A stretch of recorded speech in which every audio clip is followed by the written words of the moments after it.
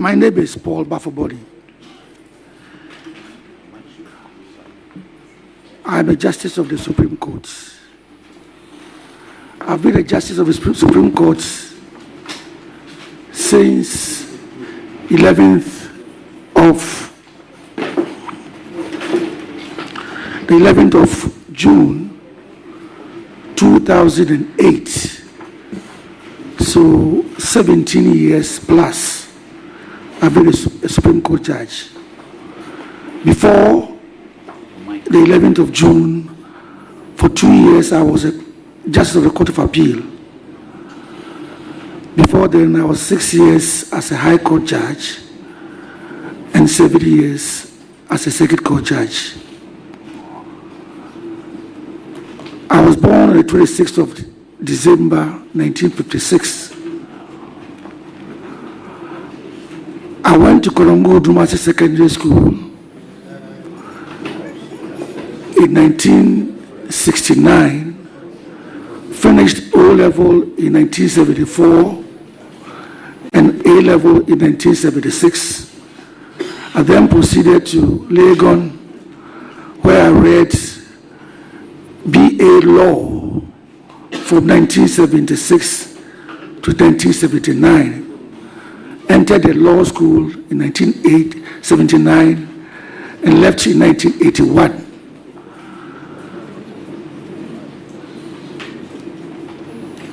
I was called to the bar in 1983, 2 years after I had graduated from the law school, because at the time we were being called to the bar, my colleagues were being called to the bar in 81.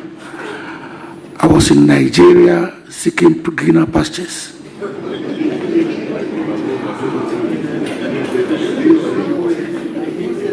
I taught for 2 years in Nigeria before coming down to Ghana, when I was called to the bar and I started practicing law.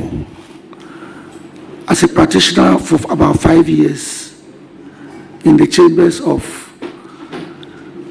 Dr. Takiotu in Sekendi, 1 year in Sekendi, and 4 years in Kedetia Chambers in Kumasi, where I practiced with my friend, the late Sir John, until 1988, when I joined the Ghana Prison Service.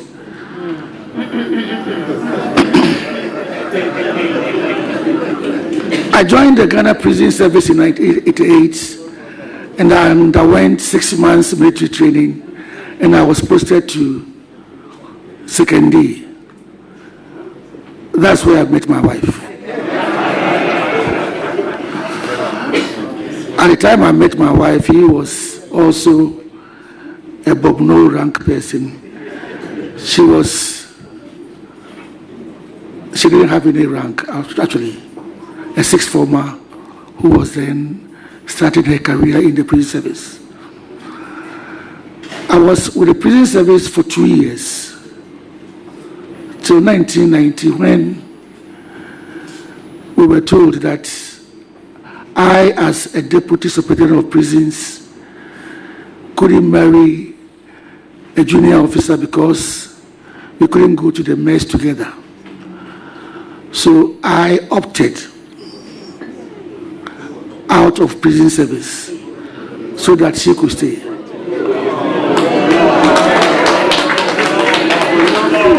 So I joined the Internal Revenue Service, where I was the legal officer in charge of Eastern and Volta regions, also for 2 years. Then finally joined the bench in 1992 December, and the rest is history. So I was posted to Duya Nkwanta as a Circuit Court judge, brought to Kumasi.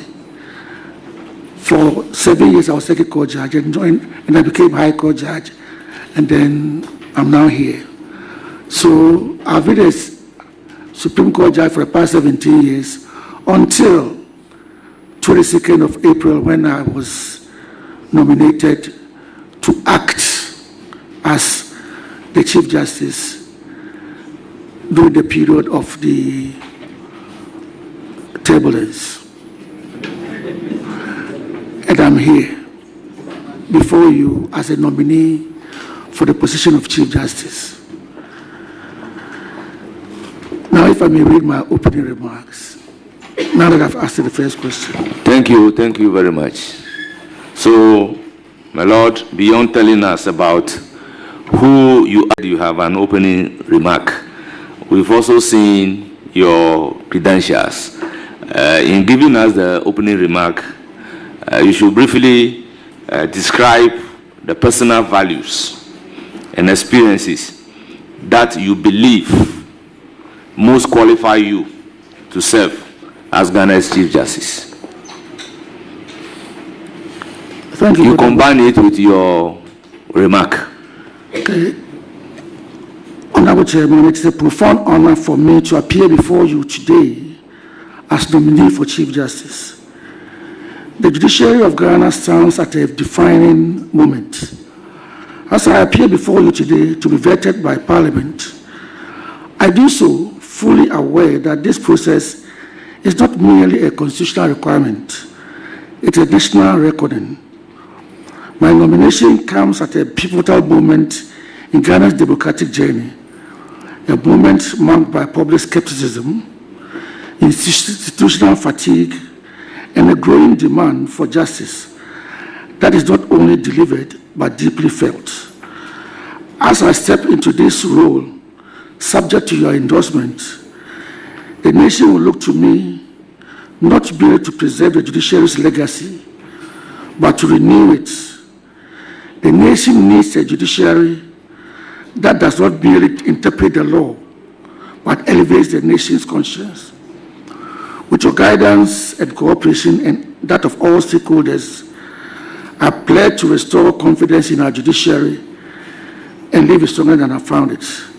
If I'm endorsed by you, I pledge to lead an era of greater transparency, efficiency, and accessibility in our judiciary. I do so mindful of the constitutional role of the judiciary, not as a political actor, but as a guardian of rights, checks against abuses, and final arbiter in the rule of law. I propose to anchor our transformation on 3 pillars: procedural clarity and predictability, efficiency and accountability, and open justice. If confirmed, I will stand with every judge, every staff, every court user, and every citizen in the belief that access to justice should not depend on who you are or your connections. The Constitution entrusts the Chief Justice not only with judging cases, but with guarding the credibility of justice itself.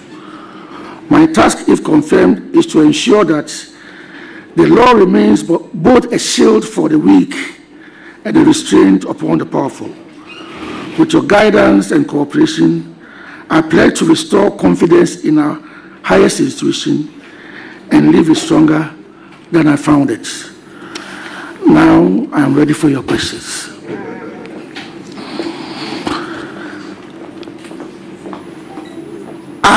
Throughout my career, from prison service through the Internal Revenue Service and the judicial service, where I've been for the past 33 years,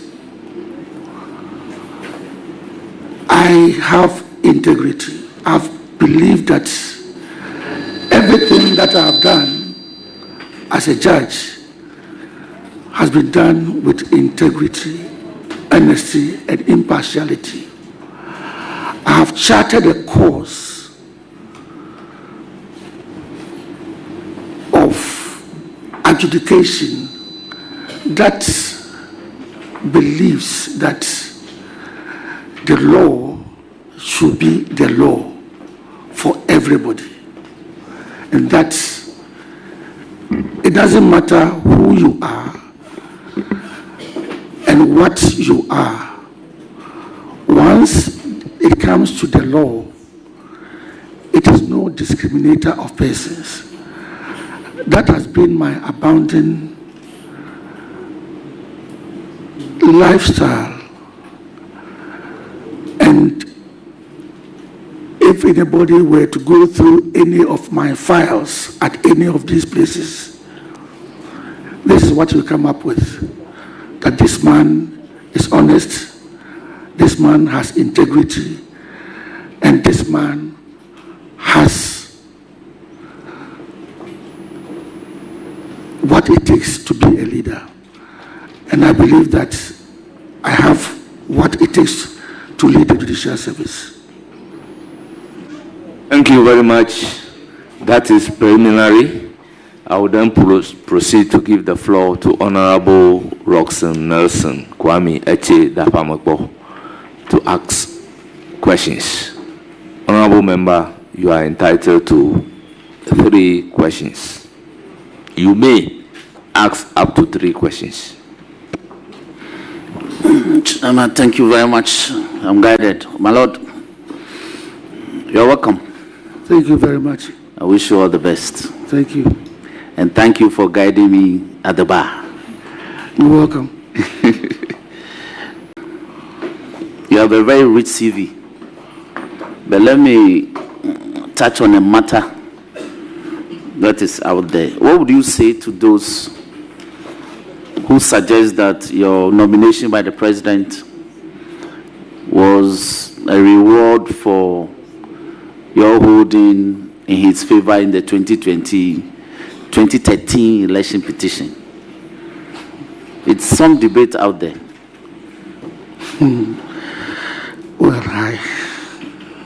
Well, I don't know. I don't know where to start from. I actually do not know. I wouldn't know what goes on in the president's mind since I'm not there. But I actually would be disappointed if my only qualification for the Chief Justice nomination is because I voted for the president in 2013. But I mean, that is on a lighter note. But I think I qualify for the position.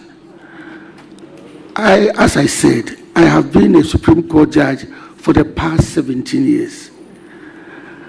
I would not be presumptuous to say I am the best qualified person in the Supreme Court. No, I would say that. But I've been at the Supreme Court for the past 17 years. The person who has served nearest to me has been there for 10 years. Meaning I was at the Supreme Court in 2008. The next person came there in 2015. The others are from 2019 and then 2020. So I think I qualify for the position. And let me add something. I was actually, if you look at my CV and if you follow the trajectory of my career, I was actually admitted, I actually was made a circuit court judge by Chairman Rollins. Then I was promoted in 2000, and I was sworn in together with Senator Jamefe. I was sworn in by the then Vice President, President Mills. Then I was elevated to the Court of Appeal by President Kufuor. Then to the Supreme Court by President Kufuor. So if, that was 2008. So if 17 years later, another president deems it fit to eliminate me to the position of a Chief Justice, I think I cut across all political boundaries. I don't think that, I think I'll be a reason for people to say that, oh, this man is deserving of the position. Because from Rollins, Mills, Kufuor, and then Mahama, I think I deserve the position, that's why. But as I said, the president might have personal reasons. I don't know that. Very grateful. Any further question? Yes, my lord, you have a very rich and expansive CV. I see that you've done, as part of your work as a juristic officer, you have also worked extensively in election and election-related matters, chaired a lot of committees. Now, the argument is out there regarding the duration that presidential election challenges take, all the 2 or 3 that we've had so far. Will you consider, if you get the approval of this House, will you consider introducing reforms such that, for instance, a challenge can be determined before inauguration on the 7th?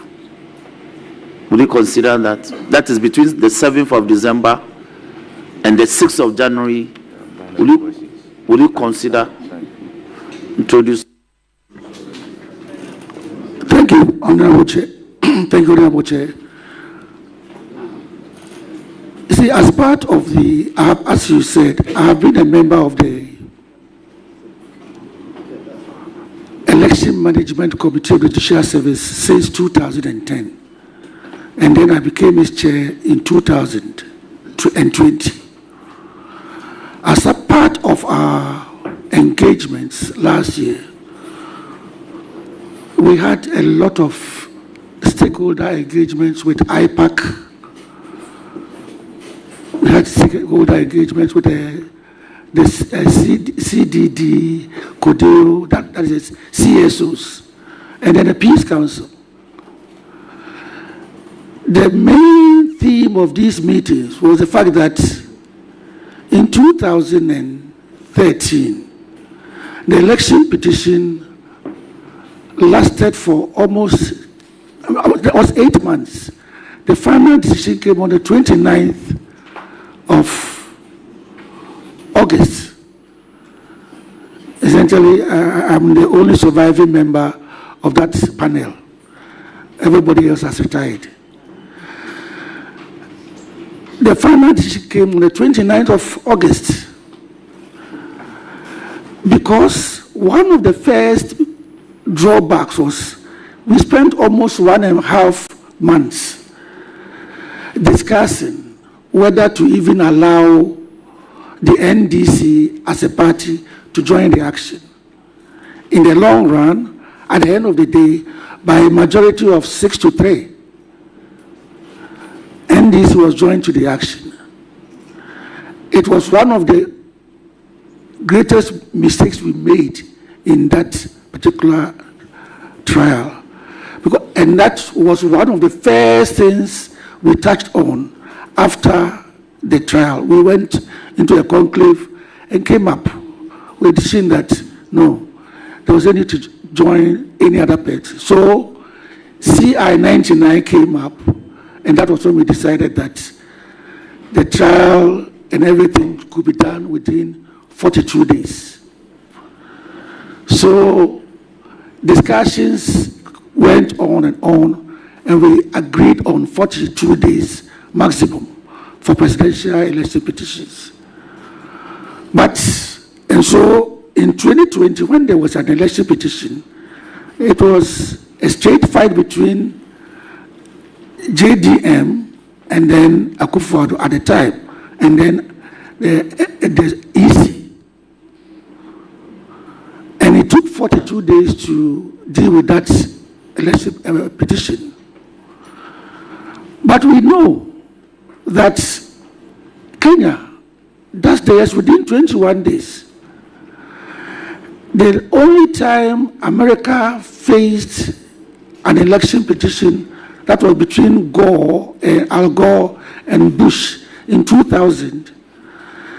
The election petition, whatever it was, ended with the declaration of the new president before the inauguration.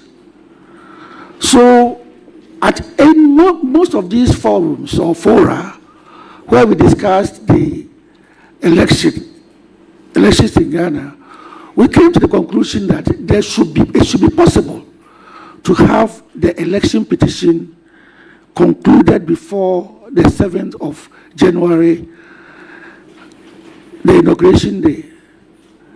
And the first suggestion that came, which we think was a masterstroke, was that we should have the elections on the 7th or the 8th of November. If we have the elections on the 7th or the 8th of November, by the 10th, the results would have been declared. If we have the results declared on the 10th of November, we have 20 more days before even November ends. Then 31 days of December, then 6 days of January, making a total of 57 days. Assuming we want to stick to even the 42-day window provided by CI 99, we can have the election petition filed, responded to, and everything tried within the 42 days, because we have 57 days. That is number one.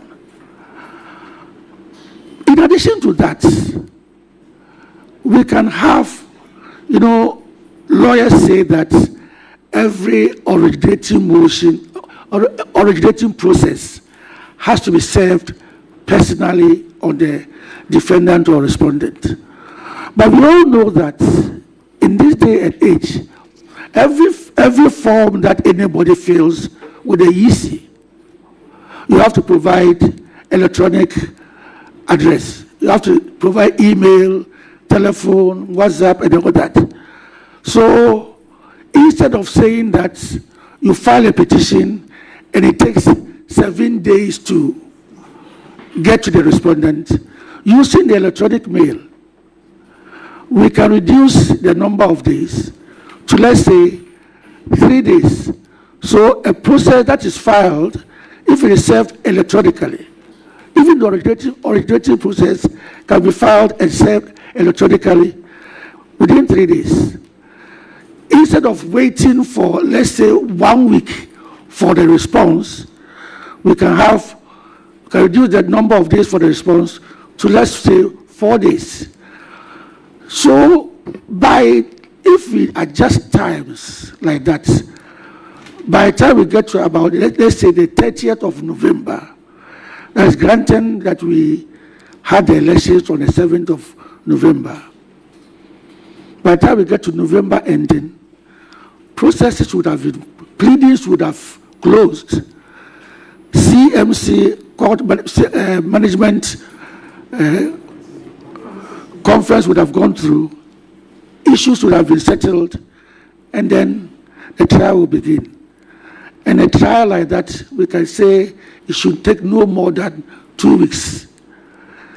And once 2 weeks are there, we say judgment should be given within 1 week on the release of the results.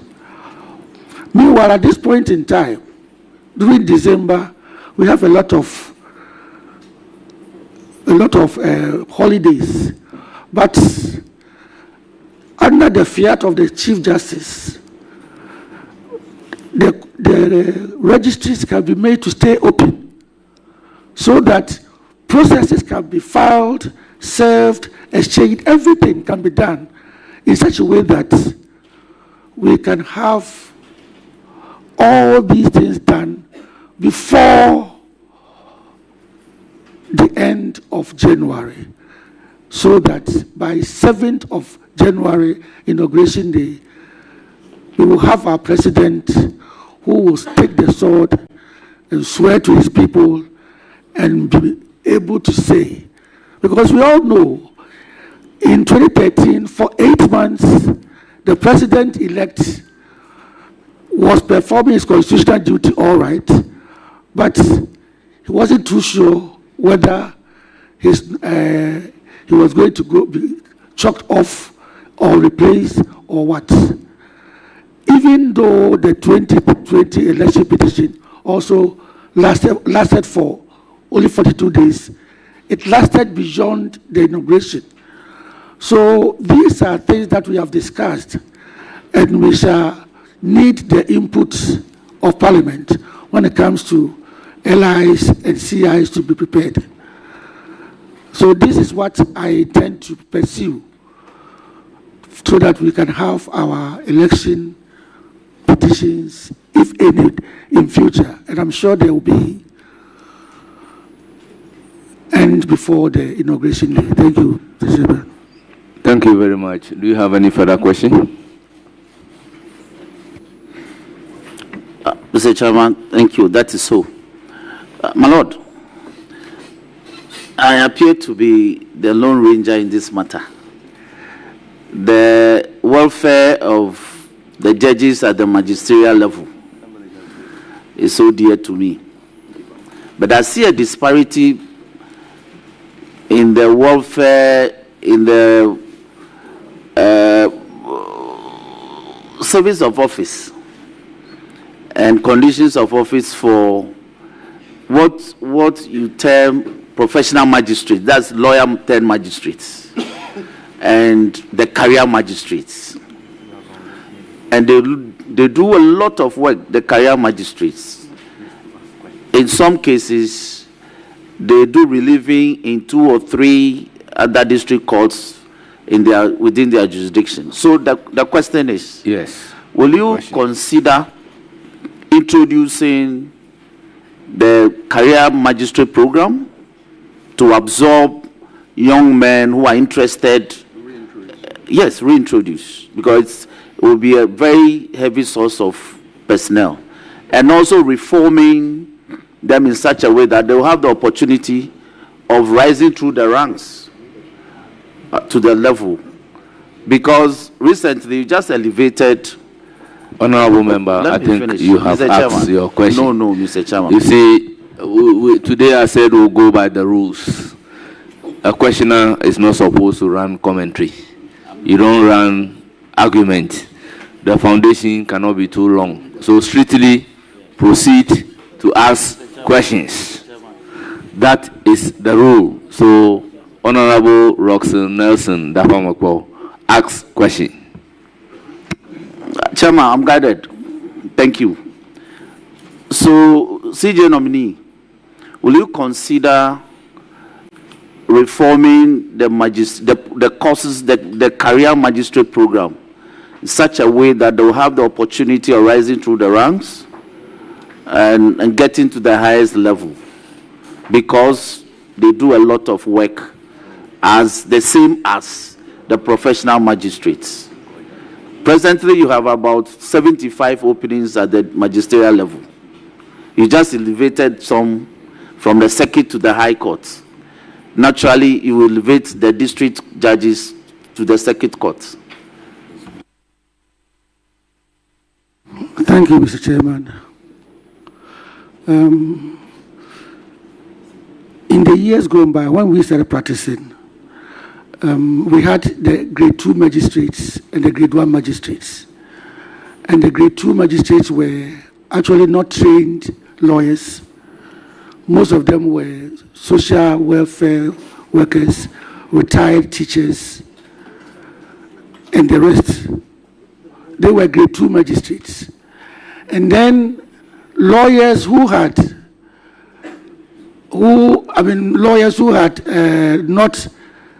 joined the bench, but were not 3 years, also had to work as grade 2 magistrates. Her Ladyship, Justice Avril Lovelace Johnson, was a grade 2 magistrate in Chebi. I appeared before her when I was a lawyer with IRS in Koforidia. I used to appear before her.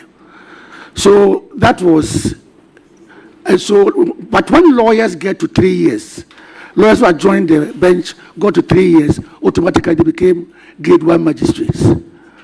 But with the grade 2 magistrates, the original ones, they never had the chance to go beyond grade 2 magistrate. They couldn't join the bench at any level because they were not lawyers.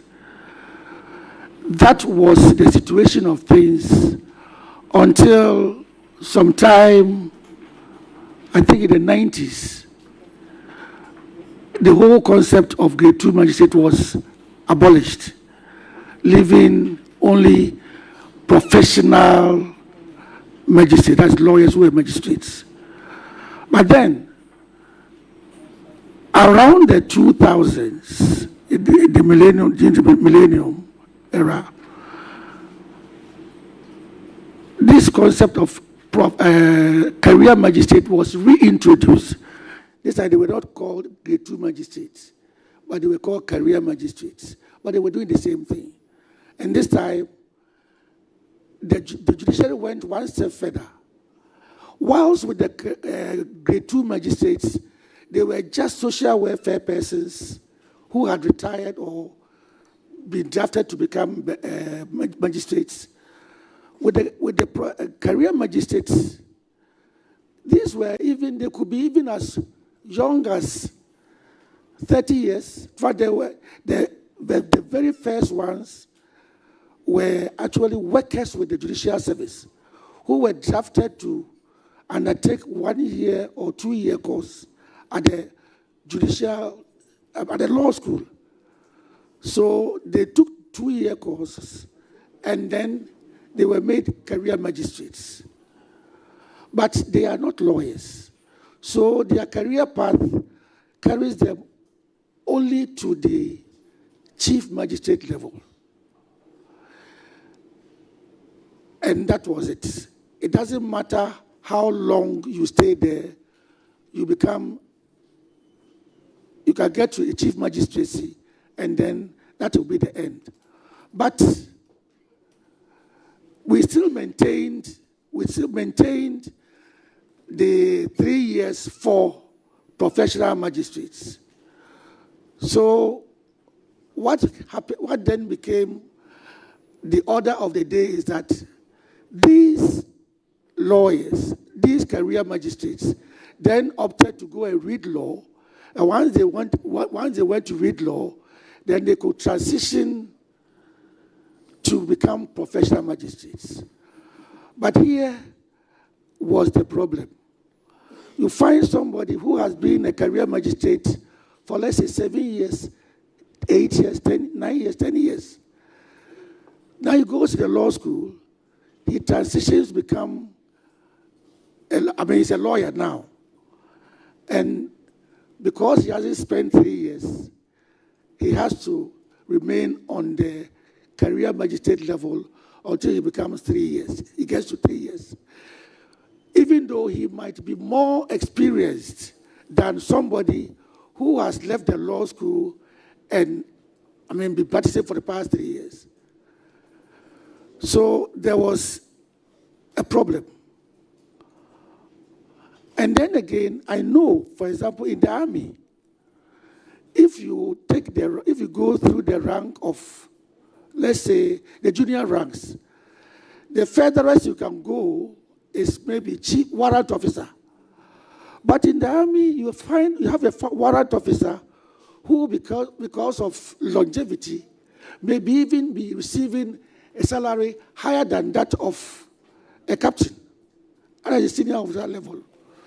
But with the career magistrates, it doesn't matter how long you stay as a career magistrate. You cannot run an incremental that will make you overtake a professional magistrate, somebody who has joined just this year. All these were problems but as your honorable member was saying, only about a month or so ago, we had a send-off party for a couple of our retired career magistrates. And it was when their CVs, their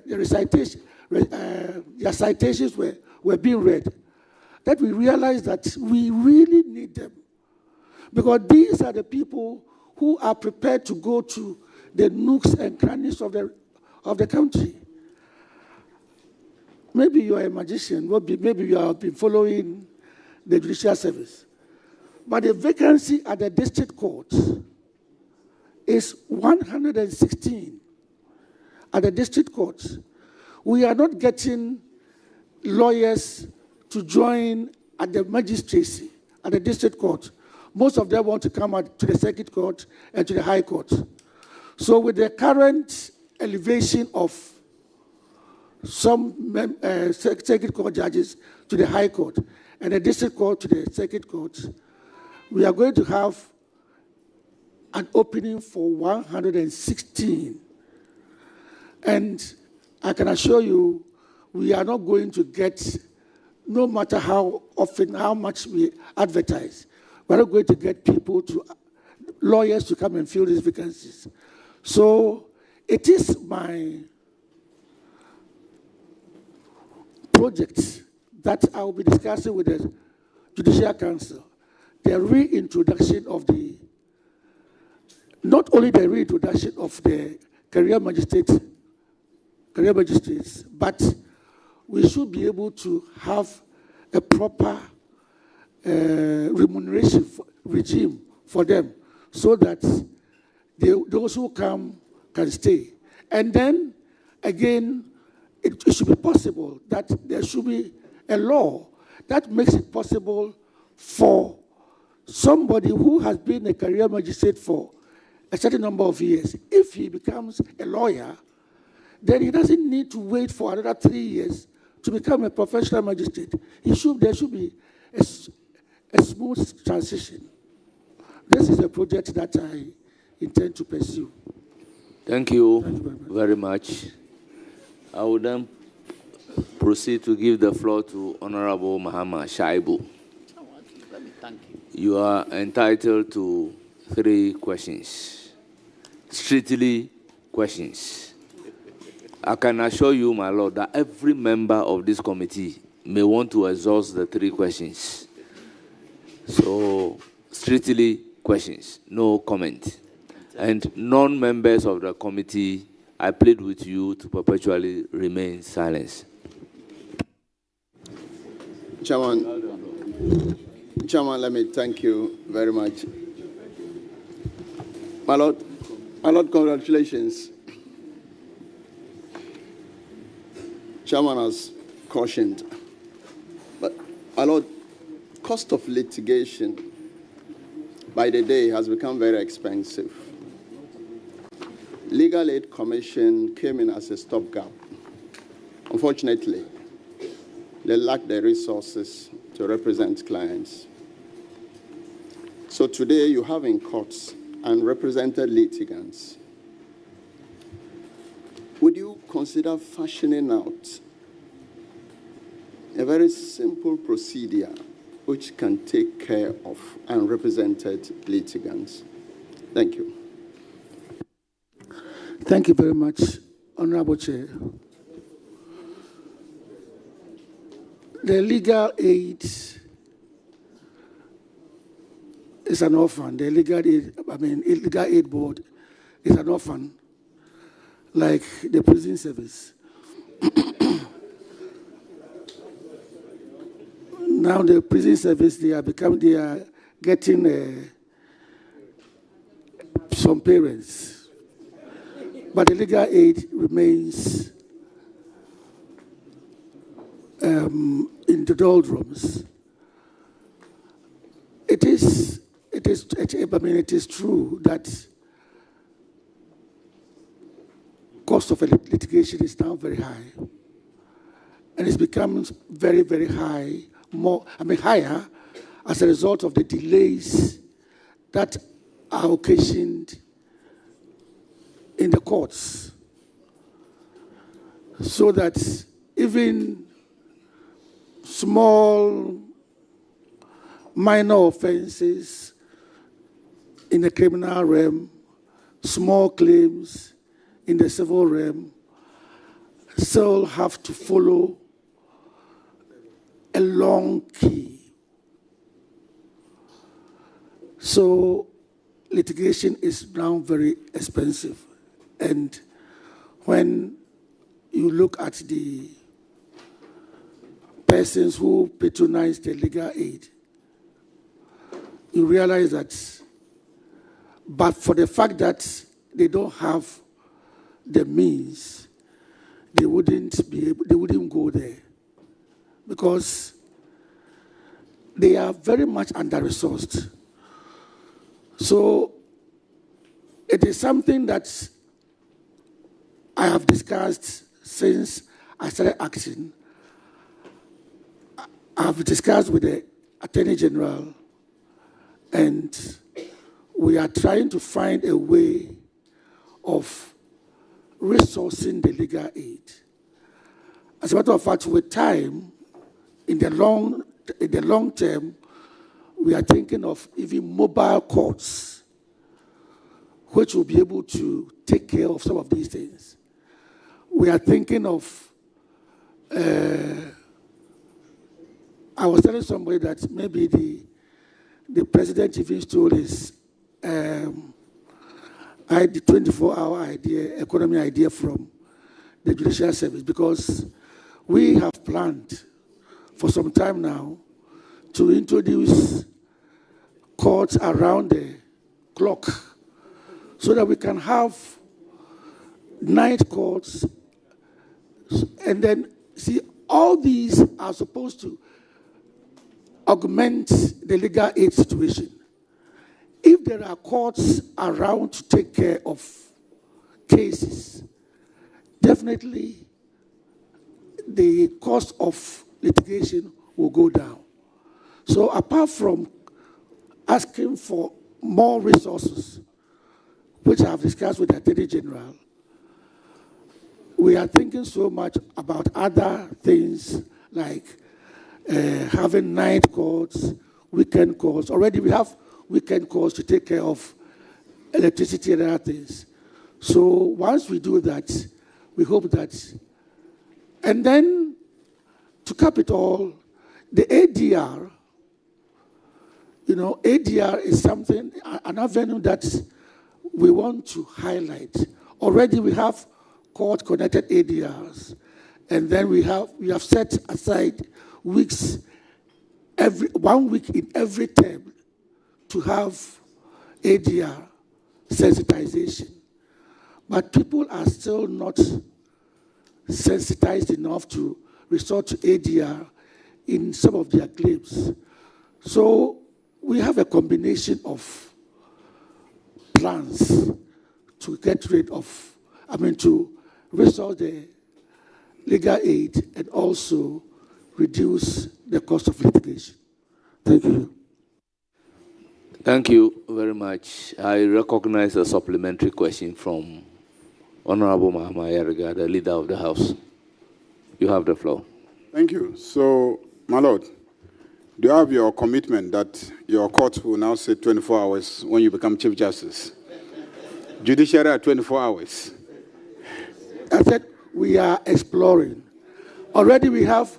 No, we want to pin you down to a specific commitment to this committee that the courts will explore and will sit 24 hours and provide opportunities to citizens to pursue justice 24 hours.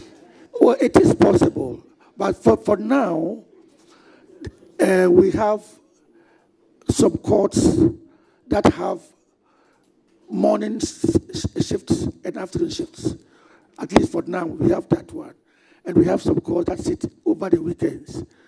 So it is now left to us to, so we can say we have a 16-hour economy.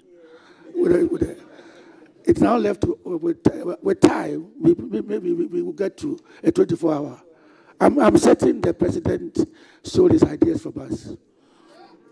Honorable Shaibu, do you have any further question or follow-up on this question? Thank you, Chairman. A further question, not a follow-up. Yeah. That is your question number 2. My Lord, let's still stay within justice delivery.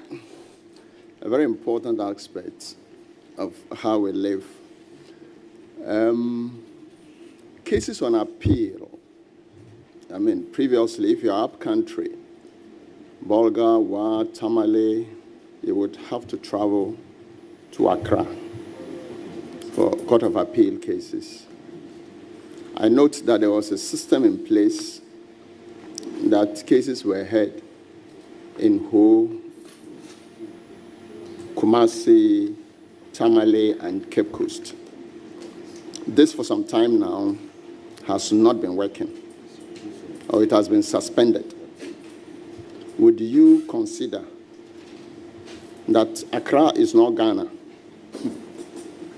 and that many regions still will have to travel to Accra to the Court of Appeal?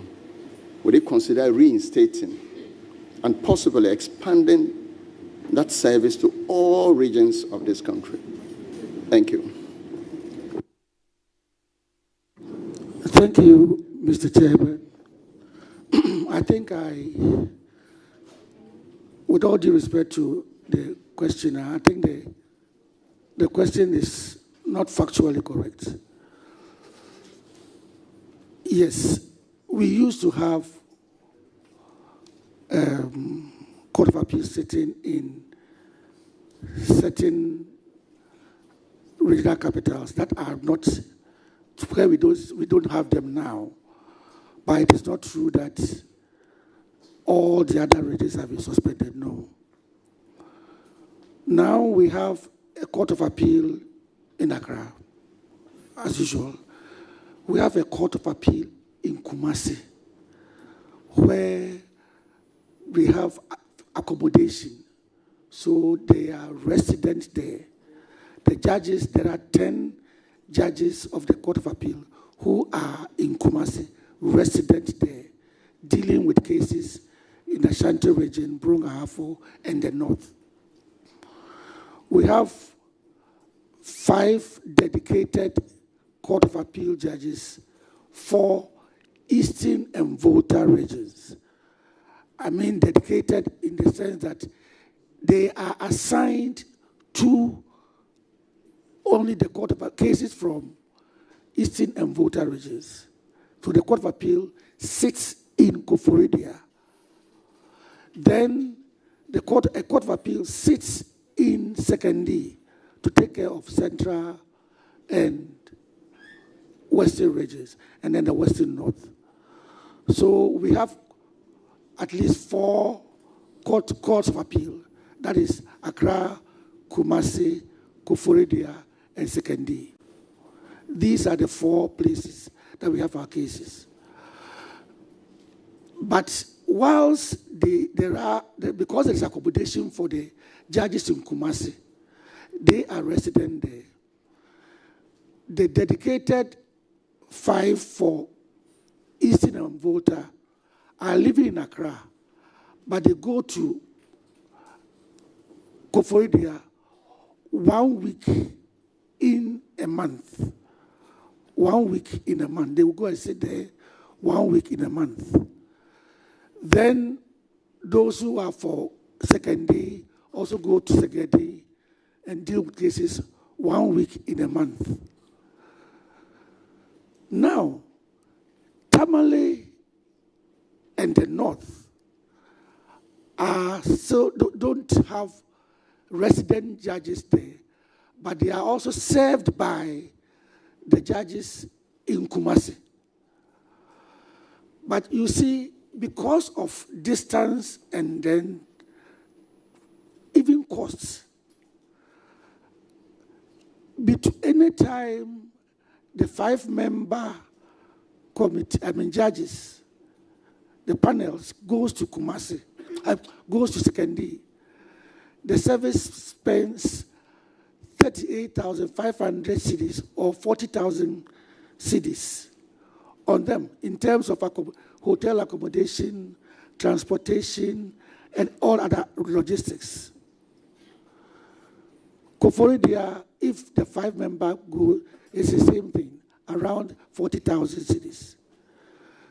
But you see, going from here to Koforidua is so easy, even though it is risky and inconvenient. It is so short. The Kumasi people found it very difficult to go to Tamale, where they would meet the judges. So they were doing virtual hearing. The virtual hearing was started at the time of COVID, and we realized that it is a very good way of doing things. So Kumasi and the North were communicating only by virtual hearing. And then, but when I started acting, I realized that the virtual hearing was not very convenient because of the interconnectivity. There were breaks in transmission and other things.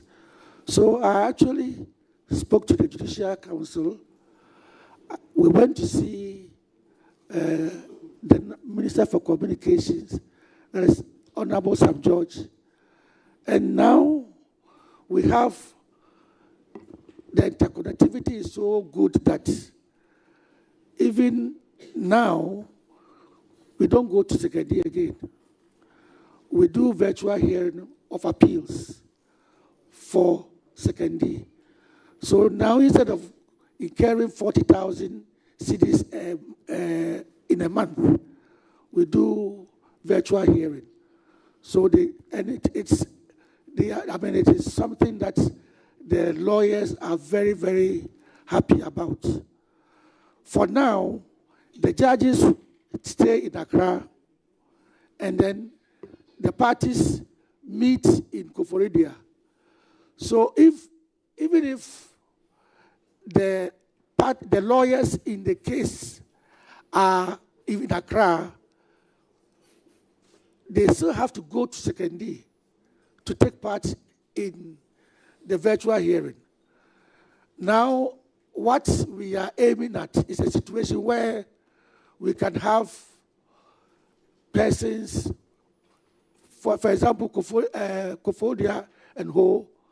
We are trying to get to a situation where lawyers will not go from Koforidua, Ho to Koforidua, but they can also have a hearing whilst they are in Ho, so that the judges will be in Accra, the parties could be in, one of the parties could be in Koforidua, another party will be in Ho, or Cape Coast lawyers can sit in Cape Coast and listen in and take part in it.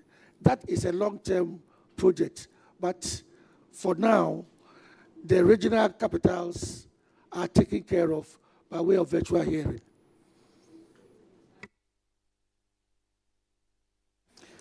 Any further question?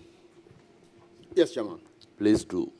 I see my Lord is getting into virtual stuff. So let's move on to empaneling of judges at the Supreme Court. First of all, what goes into the thinking when you are empaneling judges? And given that the human element of it raises some questions, would you consider looking at an automated system of empaneling judges at the Supreme Court? Thank you. Yes, my Lord. Thank you, Honorable Chair. Empaneling creates a lot of anxieties among people. There are lots and lots of people, suspicions about for judge shopping, persons who are, some judges are not empaneled and other things. I think to get rid of such suspicions, we should be able to consider AI to do that. I am not very AI, but I know that those who know about AI tells me that if you are able to feed the computer or AI with information about judges, their philosophies and everything, the AI should be able to do empaneling based upon the things that we have fed it with. But, and I think it is done elsewhere, so we can try it. But what actually goes into the used to go, I wouldn't be able to say for some time now what. But when I joined the bench, when I joined the Supreme Court bench, we were about 16. And then when at the Supreme Court, we know everything is based upon seniority. We have persons we refer to as seniors. Then we have the middle, and we find the juniors. There is no derogatory. None of the words is complimentary or derogatory. It only shows when a person was appointed. So I will be the most senior. It doesn't mean I'm the best. Somebody may be the most junior because he was appointed to the Supreme Court only yesterday. But that is how we had this classification. So any case, we had the seniors. So any case that we wanted to empanel, you find one senior. Since we sit in panels of 5, we have a senior, we have 2 middle, and 2 juniors. And that makes a panel. And it was done randomly. There were situations where if we are sitting in 7 and we want to believe that this is a matter that we should get the seniors to sit on, then it is that can also be done. I remember in the 2013 election petition, the empaneling was done in such a way that the Chief Justice opted not to sit on it. Justice Datiba had only 4 months to go on retirement. And since we were not too sure how long the whole trial was going to take, he opted out. Then it was number 1, number 2, number 3, number 2, up to number 9. So it wasn't like somebody had been handpicked from somewhere because of this particular reason or the other to do it. So empaneling is normally done randomly, or it follows certain patterns. But because of the anxiety it creates among people, the suspicions, or people feel it's not transparent, I think we should be able to consider AI empaneling.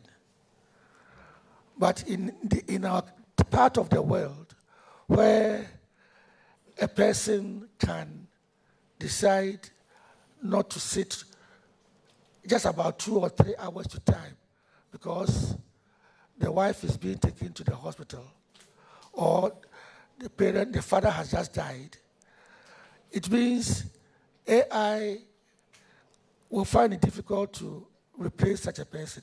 Maybe AI should be told that, okay, instead of 5, set aside 6.